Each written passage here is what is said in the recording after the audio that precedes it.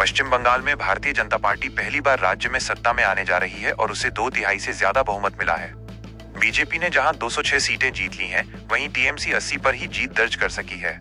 मुख्यमंत्री ममता बनर्जी खुद अपनी भवानीपुर सीट से बीजेपी नेता शुभेंदु अधिकारी से 15,000 से अधिक वोटों से हार गईं। उससे पहले मतगणना के दौरान ही उन्होंने बीजेपी पर वोट लूट का आरोप लगाया। उन्होंने पत्रकारों से कहा, बीजेपी ने 100 से ज्यादा सीटों की लूट की है। बीजेपी की जीत अनैतिक है। इलेक्शन कमीशन ने प्रधानमंत्री और गृह मंत्री के साथ मिलकर जो किया है वो पूरी तरह अनैतिक है। उन्होंने जोर जबरदस्ती से एसआईआर करने के आरोप लगाए और कहा, उन्होंने अत्याचार किया, काउंटिंग एजेंटों को गिरफ्तार किया। हम वापसी करेंगे।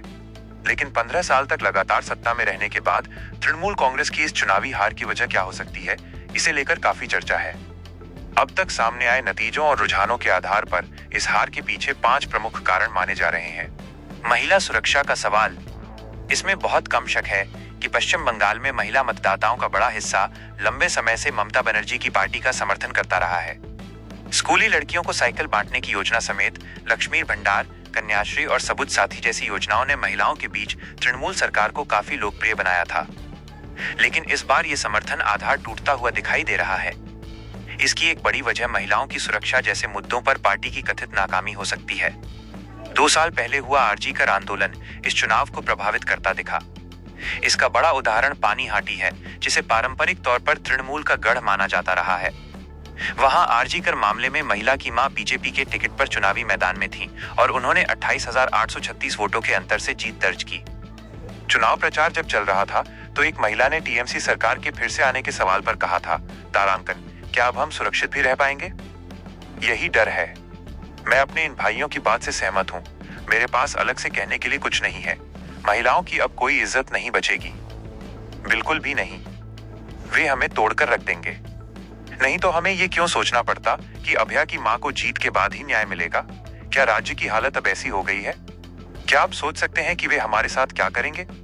कोलकाता में एक महिला के तौर पर सुरक्षित महसूस करने के सवाल पर एक महिला ने कहा, आरजी कर घटना के बाद मैं अपने साथ कुछ सुरक्षा उपाय लेकर चलती हूँ। एक अन्य युवती ने कहा, कुछ जगह अनसेफ महसूस होती हैं और रात के 9-10 बजे के बाद तो असुरक्षित महसूस होता है। SIR factor.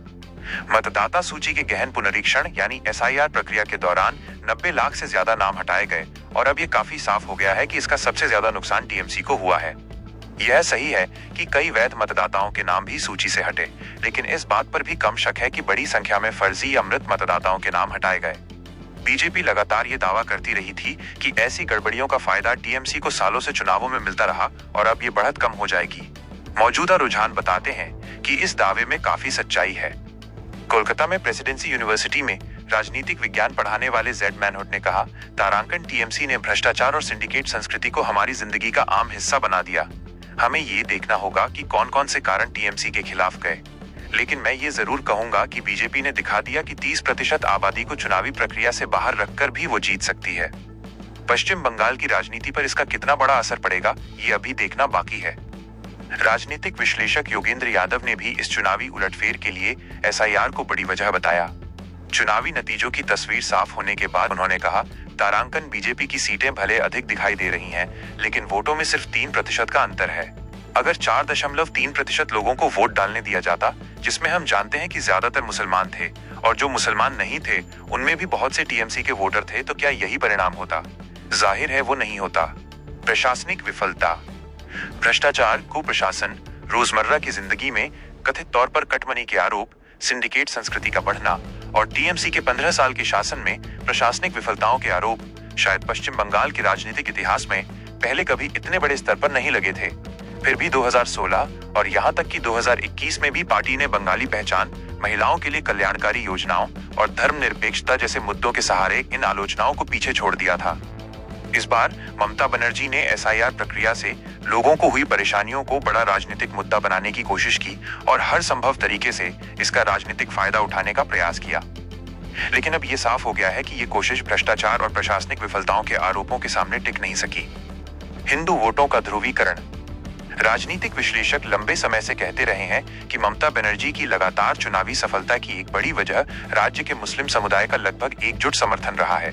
पश्चिम बंगाल की आबादी में मुसलमानों की हिस्सेदारी लगभग 30% है और ऐतिहासिक तौर पर उनके 85 से 90% वोट टीएमसी को मिलते रहे हैं। लेकिन इस बार हिंदू वोटों का एक उल्टा ध्रुवीकरण दिखाई दे रहा है, जिसका फायदा बीजेपी को मिला है। इसका असर मालदा और मुर्शिदाबाद जैसे मुस्लिम बहुल जिलों में बीजेपी की बढ़त से भी दिखाई देता है। मुस्लिम तुष्टीकरण के आरोपों के जवाब में ममता बनर्जी ने हाल के दिनों में सरकारी खर्च पर कई हिंदू मंदिरों का निर्माण या रखरखाव भी कराया था। इसे हिंदुत्व के अपेक्षाकृत नरम रूप को दिखाने की कोशिश माना गया। हालांकि ये रणनीति असरदार साबित होती नहीं दिखी और बड़ी संख्या में हिंदू मतदाता बीजेपी के ज्यादा आक्रामक वैचारिक रुख की तरफ जाते दिखाई दिए।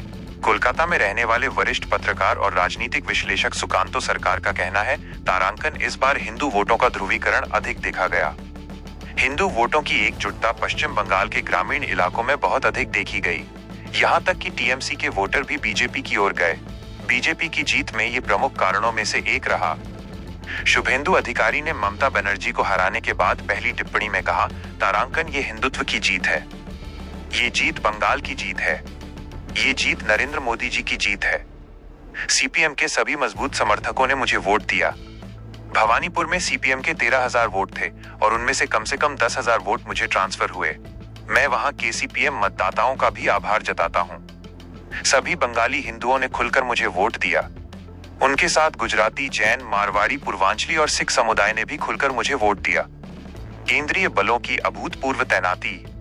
ममता बनर्जी की पार्टी टीएमसी और दूसरे विपक्षी दल बीजेपी पर केंद्रीय बलों के दुरुपयोग का आरोप लगाते रहे हैं। समाजवादी पार्टी के नेता और उत्तर प्रदेश के पूर्व मुख्यमंत्री अखिलेश यादव ने आरोप लगाया कि मतगणना में केंद्रीय बलों का दुरुपयोग हुआ है। हालांकि कुछ विश्लेषकों का मानना है कि पश्चिम बंगाल की राजनीति में परंपरागत तौर पर चुनावों के दौरान सत्ताधारी पार्टी को कुछ फायदे मिलते रहे हैं, लेकिन इस बार तृणमूल कांग्रेस को ऐसे फायदे लगभग नहीं मिले। चुनाव कार्यक्रम घोषित होते ही चुनाव आयोग ने राज्य प्रशासन पर कड़ा नियंत्रण कर लिया और बड़े पैमाने पर जिलाधिकारियों और पुलिस अधीक्षकों को बदला गया। इसके अलावा मतदान शुरू होने से पहले ही राज्य भर में 2,40,000 से ज्यादा केंद्रीय सुरक्षा कर्मियों की तैनाती की गई, जो अभूतपूर्व मानी जा रही है।